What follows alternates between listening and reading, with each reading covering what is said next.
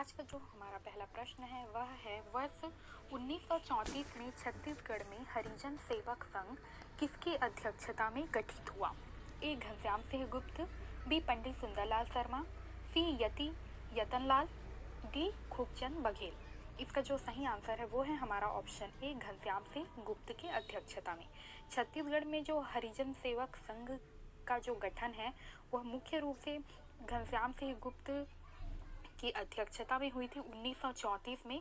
और यह जो संघ है छत्तीसगढ़ हरिजन सेवक संघ, इसकी जो स्थापना है वह जब गांधी जी दुर्ग आए थे 1933 में जब गांधी जी दुर्ग आए थे तब दुर्ग में ही हरिजन सेवक संघ की स्थापना की गई थी 1934 में, जिसके अध्यक्ष थे घनश्याम सिंह गुप्त और उपाध्यक्ष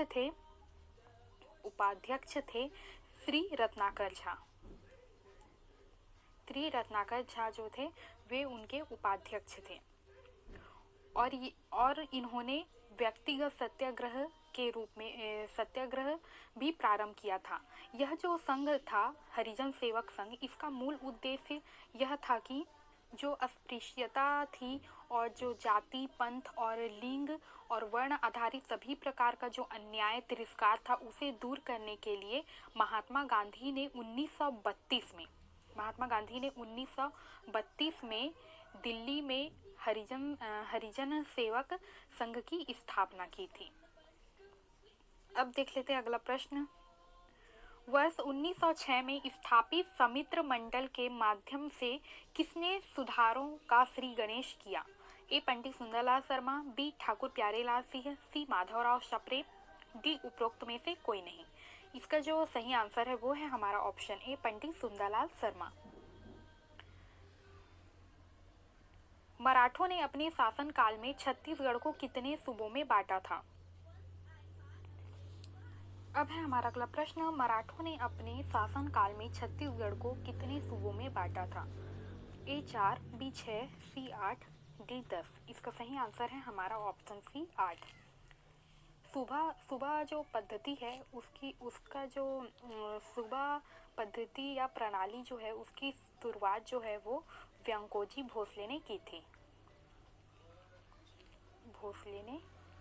थी, जो कि 1787 से 1818 तक सूबा पद्धति जो है वो छत्तीसगढ़ में चला था। अब देख लेते हैं अगला प्रश्न। अब है अगला प्रश्न।